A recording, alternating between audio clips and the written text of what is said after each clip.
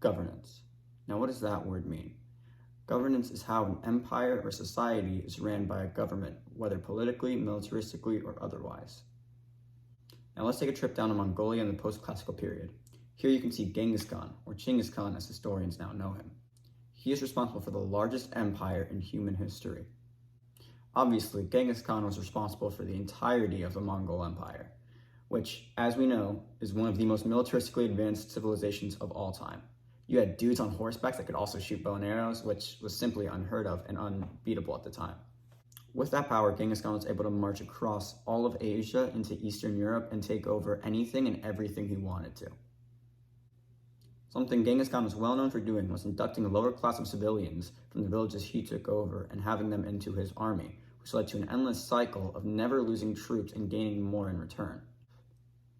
This went on for about 20 or so years before Genghis Khan finally passed away, and once he went away, it was clearly a very different empire. Everything split up and everything kind of fell apart. The Khan Empire split into 4 mini-empires called Khanates, ran by three of his sons and one of his grandsons.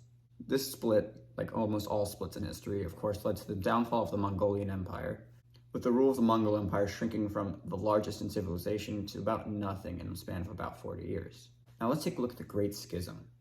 This was caused by a feud in the church, which led to the splitting up of the Catholic Church into the Eastern Orthodox Church and the Roman Catholic Church. First, let's take a look at the Roman Catholic Church. Eventually, this turned into the Holy Roman Empire, being led by the Pope. In classic Roman fashion, the amount of land they had was not good enough, and they needed more. So the Pope decided that he wanted to take back the Holy Land of Jerusalem. The Crusades were some of the worst wars in history, resulting in basically nothing changing, and the Holy Roman Empire eventually falling apart. The 2 most important people during this war were Richard the Lionheart and Lord Saladin. Enemies on the battlefield, they respected each other very highly, as they were really the only ones who did anything.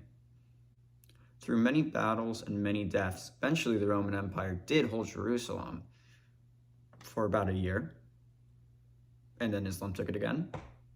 But they had it. Moral of the story, don't let the Pope be in charge of anything, except maybe like a little country in Italy, but no one really cares about that. Let's take a look at the Eastern Orthodox Church, which ended up becoming the Byzantine Empire. Emperor Justinian was the most important king that the Byzantine Empire ever had. He is well known for Justinian's Code, which is based off the 12 Tables of Rome, expanding women's rights, and reclaiming a lot of Roman territory. Under Emperor Justinian, the Byzantine Empire thrived, as he was one of the best leaders of all time.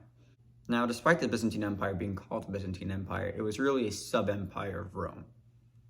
With that in mind, Emperor Justinian took a lot of Roman territories back that they lost. Justinian's Code was a reform of the Roman laws that once were upheld. The most notable change he made was the expansion of women's rights in society. This included the legalization of prostitution, the banning of forced prostitution, and harsher punishment for rapists. Or in other words, he actually treated women like humans. Under his rule, his side of the Roman Empire did significantly better than the Pope's, as he was an actual emperor and not just a religious figure. Now lastly, here are the main takeaways from each of these civilizations. A strong focus on military can be very successful if done correctly. People who actually know what they're doing should probably be in power instead of religious figures. And finally, if you respect women, you too can be a great king.